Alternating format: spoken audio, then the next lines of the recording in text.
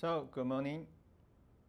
This is September 29th. We have the compensated classes for you.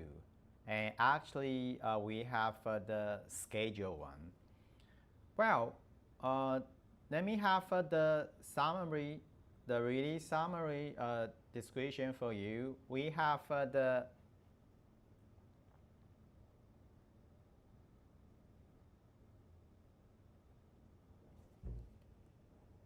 non-persistent HTTP. Well, so we have the derivation for end-to-end delay. If we want to transmit one base file plus 10 objects, and assume the transmission delay for all objects is T. Therefore, the end-to-end delay is 11 multiplied 2 RTT plus transmission delay. Oh, sorry. So 11. 11, in fact, it's 1 plus 10. 1 is the base file, indexing 10 objects. Okay, so this is the non-persistent result. But before I continue, maybe let me check the volume of the sound. So wait a moment.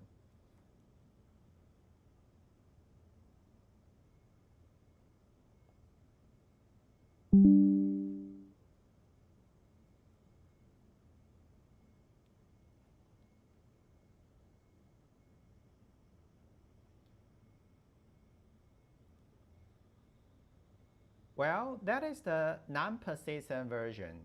So right now, let us have the persistent version. So we have these non-persistent. In fact, we need to have 2 RTT derived previously for each object. So 2 RTT per object. Therefore, we have the overhead for each connection. And if so wait a moment, let me check. Sorry.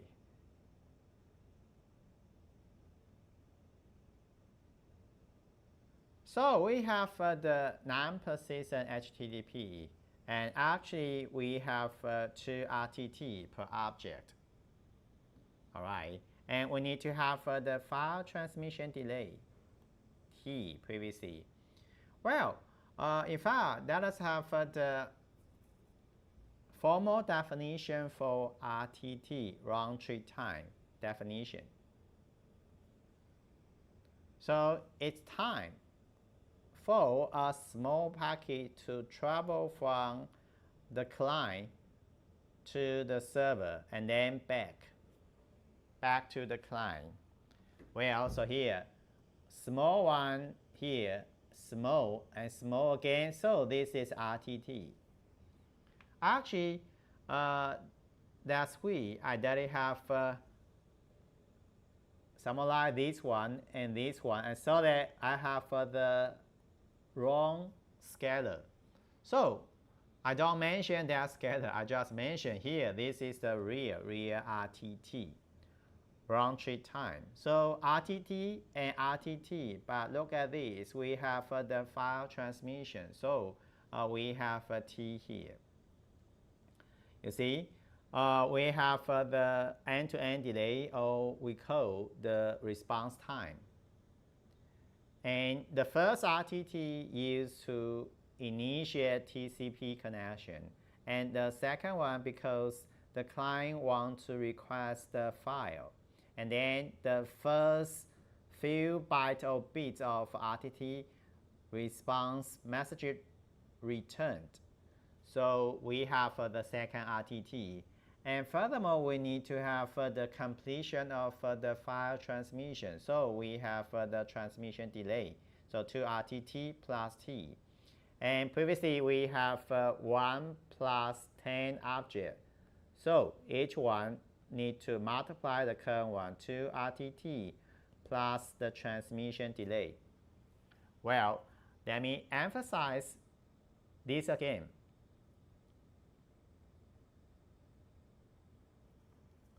RTT, in fact, RTT does not include the transmission delay.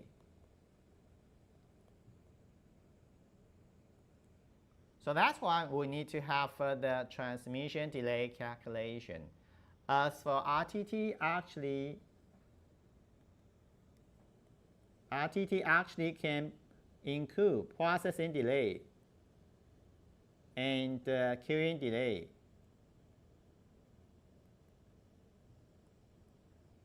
And propagation delay. So only the 3 items. It does not include the transmission delays. This one is really important. And so they will have the understanding for RTT and for transmission delay, just the 2 types of delay in the calculation of response time. All right, so that is the calculation of response time or end-to-end delay for the non-persistent HTTP. Non-persistent HTTP, previously maybe the wrong page number, so I explained this first, but it's true. After the results, we know non-persistent HTTP, we have 2 RTT at least per object. However, if you want to include transmission delay, so we have a transmission delay as well. All right, so actually we have the 2 RTT plus transmission delay per object. If you want to have the total delay, we have 11. So 1 plus 10 equal to 11. If we consider a batch file indexing 10 objects. So for each connection, we have the overhead. All right, so we have the overhead. If we want to avoid the overhead, then we have the possible improvement version.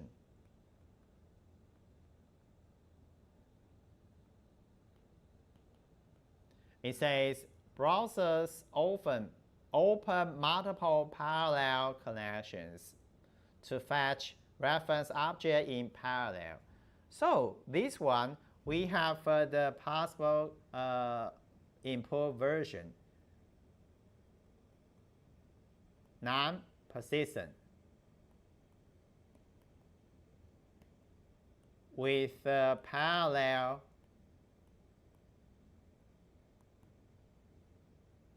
connection.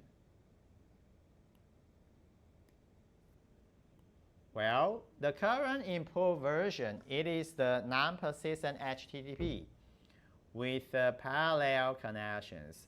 And later we can check this, but the current way here, the current way mentioned, we can have this version. However, we talk about persistent. So what is the version for persistent?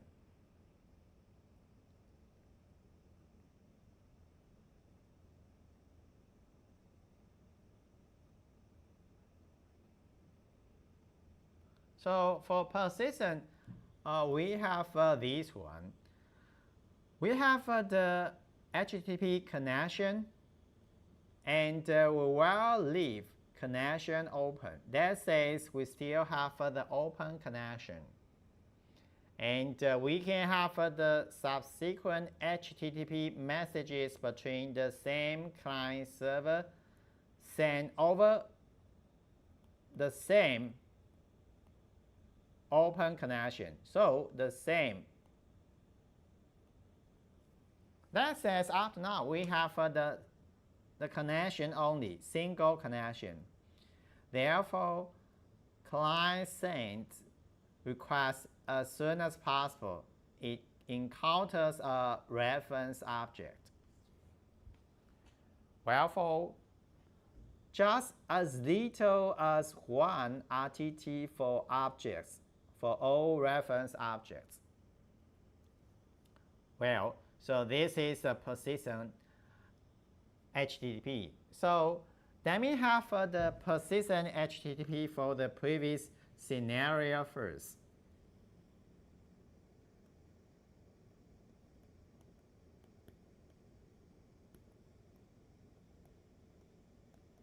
So persistent HTTP, it says we have one base file plus 10 objects. All right, so we have a connection.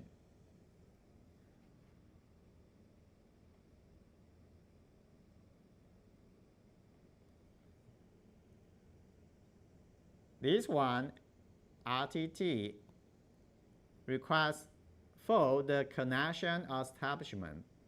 And then we have the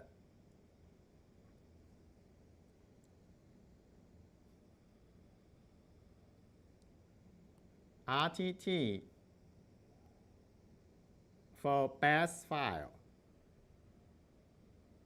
And after that, then we continue to request object 1, here it's 1, and continue to have object 10. So the current persistent HTTP, perhaps I have the specific description without pipelining.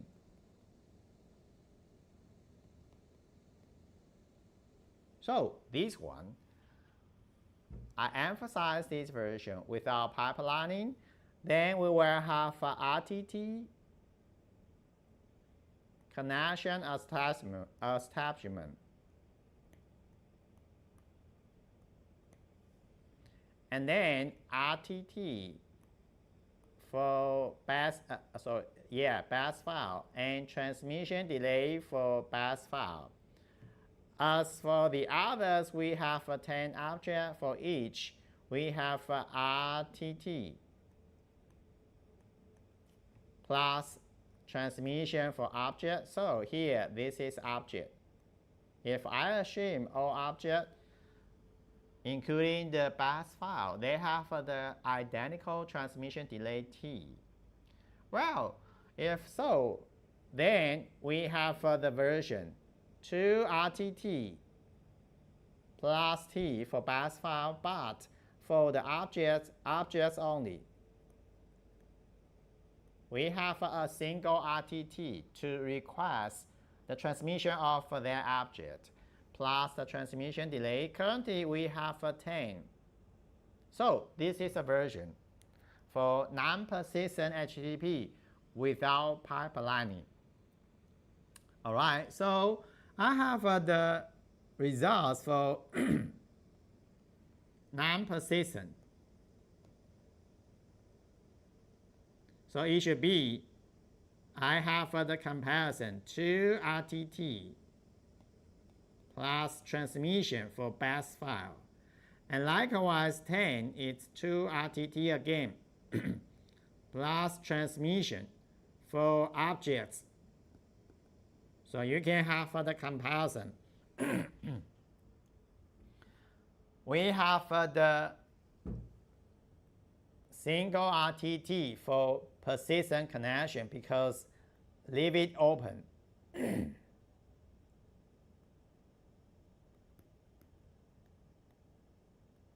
Because leave the connection open, so we just need to have a single RTT for the object requesting. Well, so currently we have the two fundamental versions of HTTP. Non-persistent, but I emphasize without pipelining, and persistent without pipelining and non-persistent HTTP. So later then we have the variants of non-persistent and persistent HTTP connections. So this one, let me erase, and then we have the further derivation.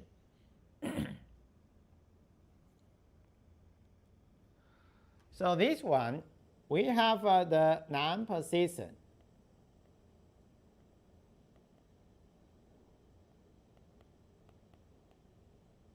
Non-persistent with a parallel connection.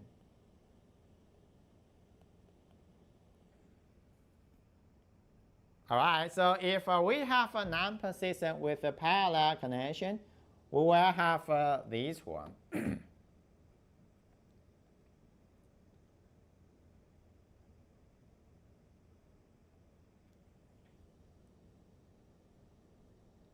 Client and server.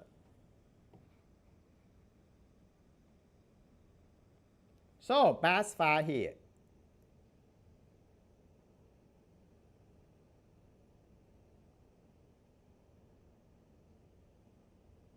It's a batch file. But for the remaining, actually, we have object 1.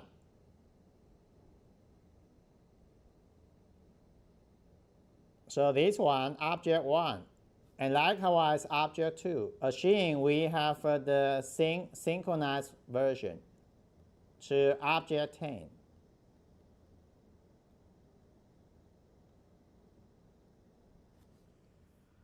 Well, so the delay, it should be 2 RTT plus transmission. This one for the batch file. And plus each object. So each object is 2 RTT plus transmission delay because of parallel connection. So response time is equal to 2 RTT plus T. And also, if we have the synchronized version, again, 2 RTT plus T. So look at this.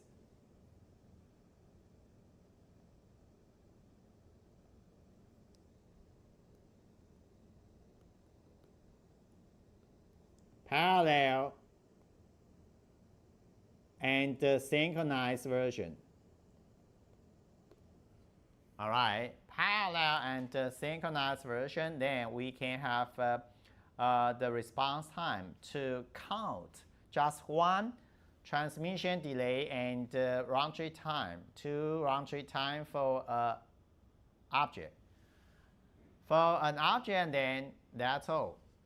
Well, so if we have the result, it should be 4 RTT plus 2 transmission delay only. Here I emphasize 2 transmission delay. Well, this is the improved version we mentioned previously for the non-persistent HTTP. And right now, let me have the second version for the persistent, because previously we don't have the pipelining.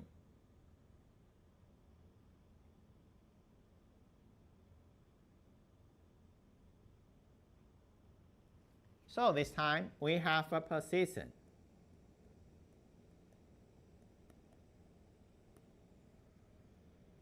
Plus pipelining. Normally we can have the pipelining to be associated with the persistent HTTP, but we try to have the 2 versions for HTTP, persistent HTTP. So the current version we call the variant of the persistent HTTP. So how to have the operation? Look at this.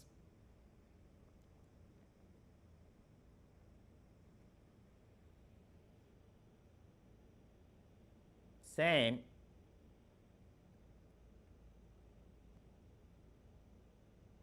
We have a batch file.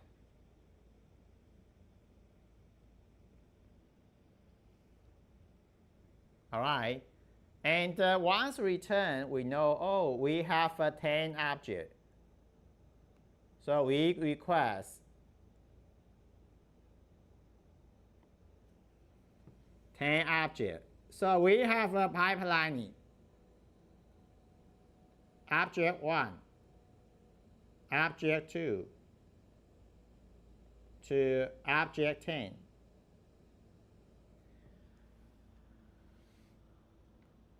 Well, we know 10 objects here, so we request 10 objects to have a pipelining.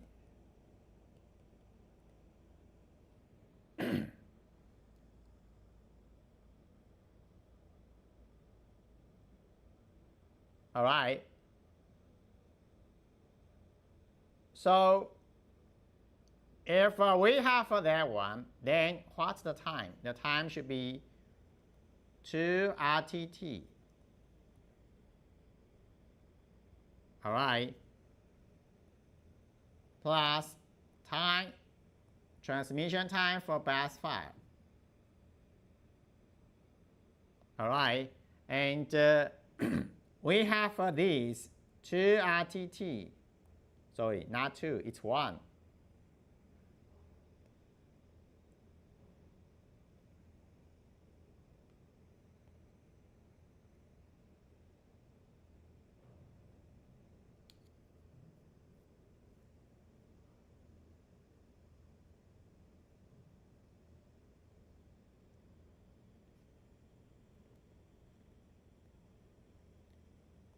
Plus transmission delay for 10 objects because of 10 here.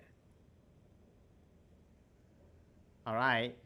So this is a version for persistent with pipelining and persistent with pipelining. So we can send 10 objects using pipelining.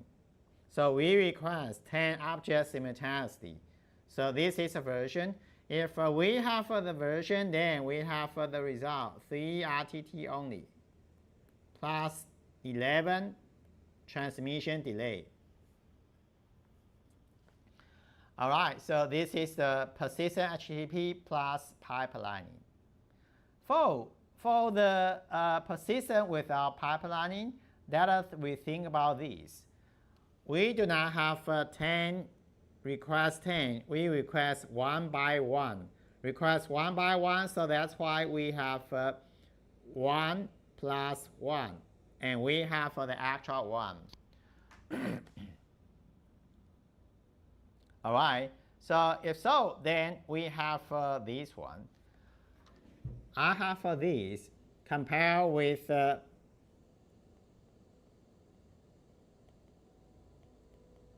persistent without pipelining.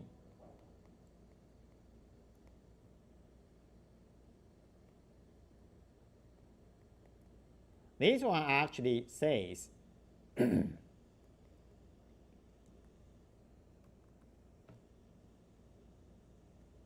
reference object requested 1 by 1.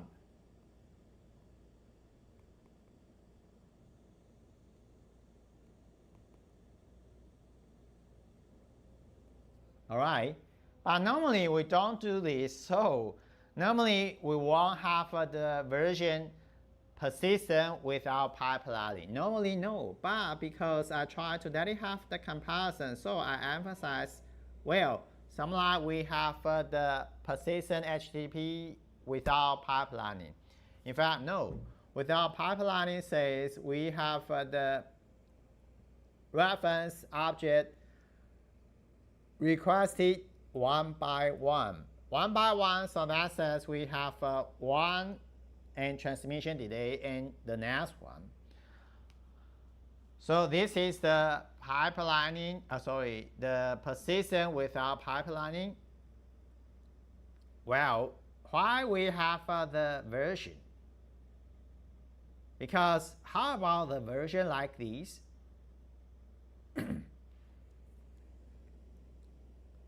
Likewise, we have a persistent. So batch file.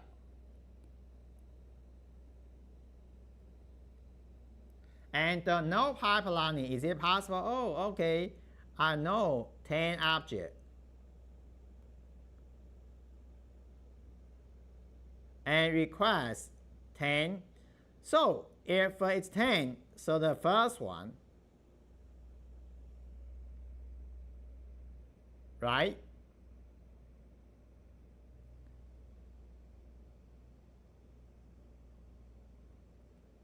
If it's first one, well, so how do we know the next one to transmit? If we consider without pipelining, actually we don't know. So the version actually it's hard to have the request 10 object without pipelining for the current version. All right, someone like, oh, okay, finish. Then this time I transmit further. No. So actually for persistent without pipelining, then we think, okay, the 10 object will be requested one by one. So this one actually without pipelining, we can have the proper term. 10 objects are requested one by one. All right, so finally, if we want to have the best version should be persistent plus pipelining and non-persistent with a parallel connection.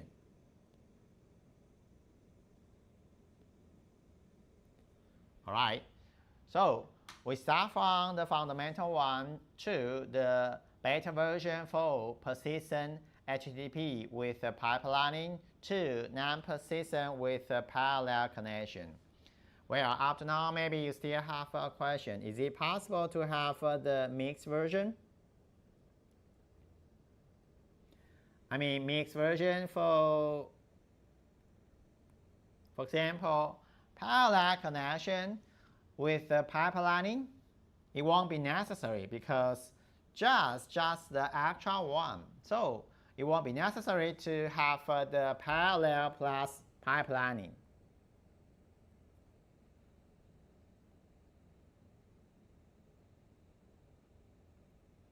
So it won't be necessary to have the pipelining. All right, so it won't be necessary to have these. And also pipelining, it will be necessary to have a parallel connection. No, because all objects requested simultaneously or in a synchronous manner. So it won't be necessary to have that. So multiple, it won't be necessary as well. So that's why we have the current to advanced version. Persistent working with pipelining, non-persistent working with parallel connection. So let me emphasize pipelining with,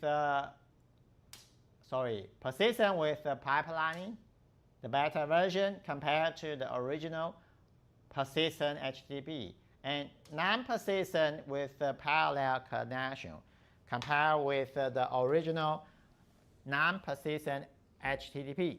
So that's all for the actual discussion regarding the non-persistent and persistent HTTP connections. Well, actually, if we are in the classroom, then we will have the self-reflection. But let me go to the next one by skipping O.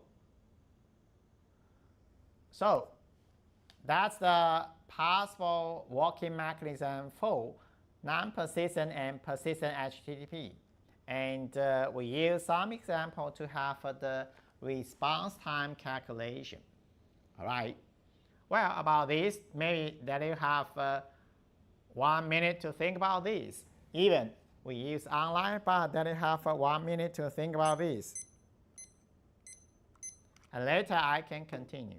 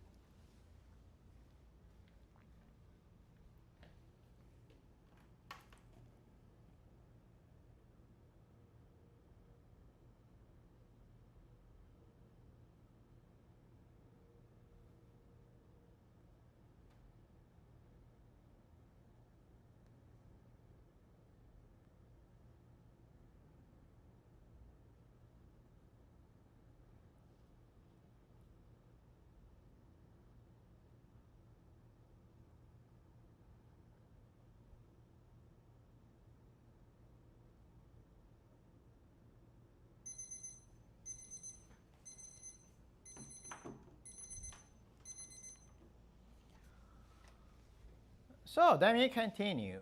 About HTTP, we still have some other details, including the messaging, the details of messaging. So that chat requests message first. So we have a request response. We will chat request first. Well, this is a message. Someone like to share some details of messages. Well, we have a request line. We have a method, it's get, it's post, and we have the header lines. So previously we have a request line. We have a header line. Request line, for example, we have a function or method. Actually, it should be method. Method of a get. And then we have the corresponding parameters. We want to get index.html. And this is HTTP version.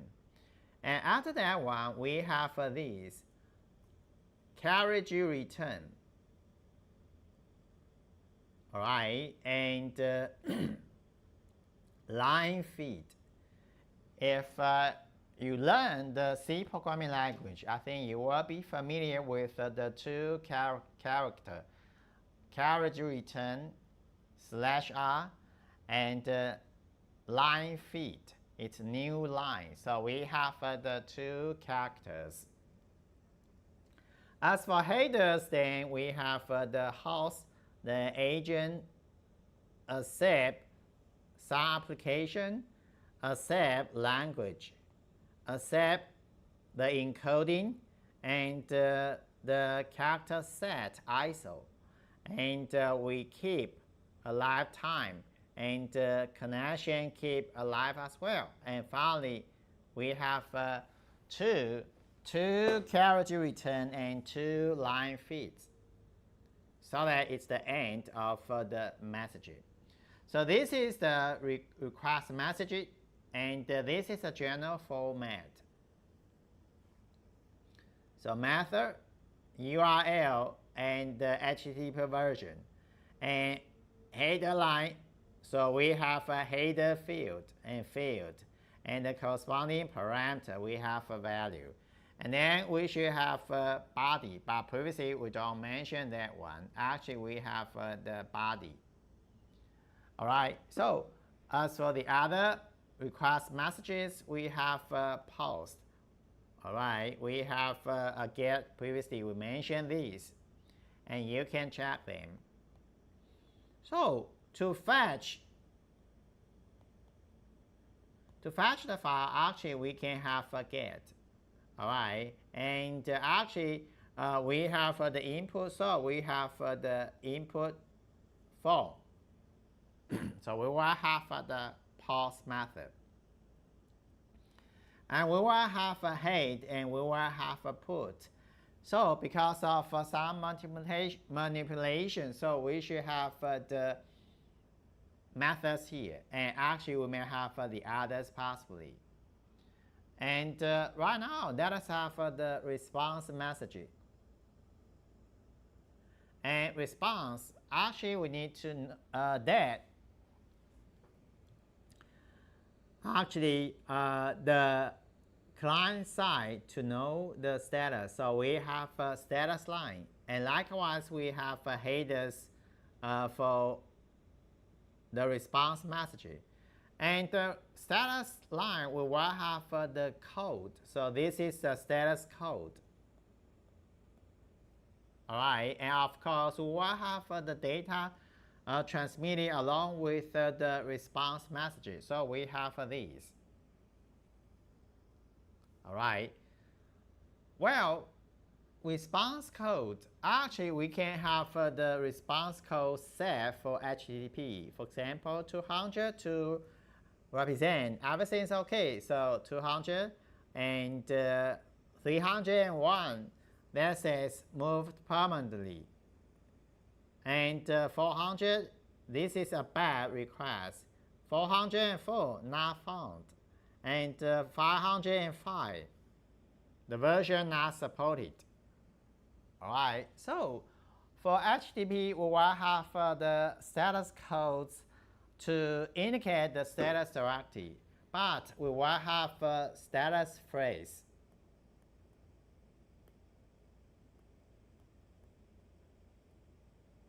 Status phrase to mention, well, this is the meaning for the code. And actually, the status phrase is easy to know. And actually, we have the simplified status phrase like OK, like moved permanently, like bad request, etc. So here we have the response status code with the status phrases. Well, in the following, actually, we want to mention if we have HTTP, is it possible to use Telnet to key in all the lines? Actually, it's possible, but I never tried, or maybe I never tried it successfully. So you can try it, and let me skip this one. So you can have the Telnet to finish the line for HTTP. You can try, and actually it's okay. Well, so next one, we will check the server state by using cookies. Cookie, what that means here. This is a meaning for cookie. So you see, we will have this about internet document, and then it's cookie. But previously, the meaning for cookie, actually the name as it is cookie. So in Chinese, cookie. But right now, we don't want to have the meaning of the current or the original meaning. No, we have the meaning for the internet, so we have cookie. Well, why we want to have a cookie? Because we will have the stat information. But before we continue, think about this, HTTP. HTTP should be stateless. Because of stateless, so we should have a cookie so that we have the stat for the server. Well, the original design for HTTP, we set it to the stateless protocol. But right now, we can apply cookie to keep the state in the client to know the state of the server. So this is the idea behind the design of cookies. So think about this. recall, HTTP get a response interaction is stateless. Actually, all the design for HTTP is about stateless design. So actually, we don't know the stats. However,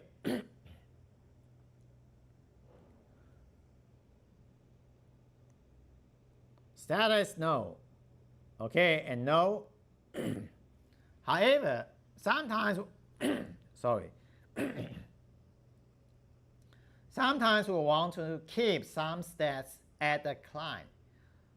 All right, so if I want to do so, it should be a stateful protocol.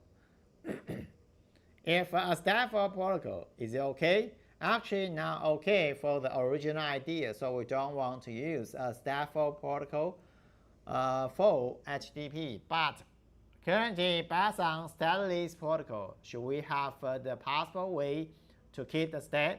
The answer is yes, we can use cookies.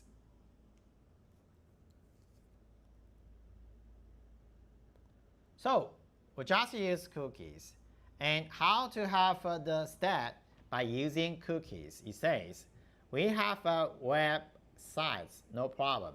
Actually, we have a client browser, but the client browser actually will keep cookie. And in fact, for the website, it should have some stats kept at the server as well. So actually, for the server, mainly for the client side, okay, client side, and later we will have some operations associated with the website. So we can have a cookie to maintain some stats between transactions. So this is idea for cookies. And cookies, we have these. Cookie header. All right, cookie header for the response message to serve as the first one. Why? Because if I want to keep it, then return away, then we have the possible starting off of the setting. So we have the cookie header for the response message to serve as a first setting, and then next request. So we will have a cookie kept on user's host.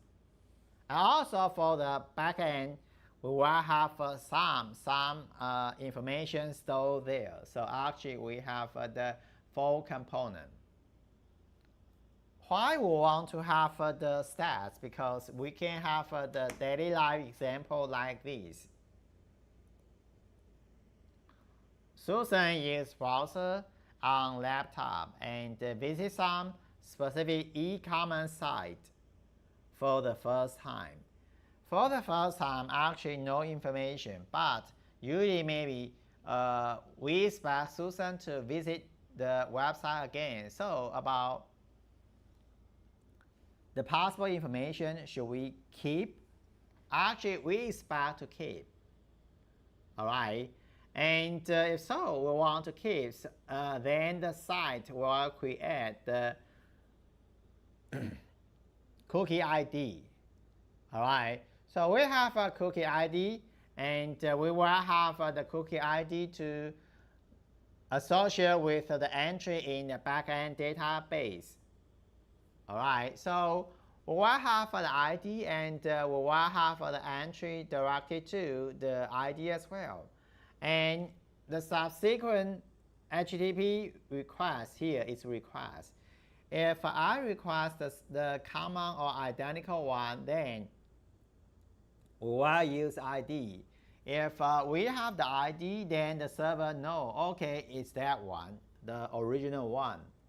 So the idea says, the client side, I visit the server, and we have the creation of the ID. Creation the ID, then we need to have the ID stored here. But normally we have the cookie already. No, actually we have the set cookie. So that's why we have a header within the response message. Alright, this is a response message. So we have the set cookie as well. So this is a header for cookies. The current header is the set cookie. And set cookie with the ID, cookie ID. Alright. And then we have the request message. We know, oh, alright, I visit the same website, so I use cookie. So cookie ID is this one. And then you can have the response later.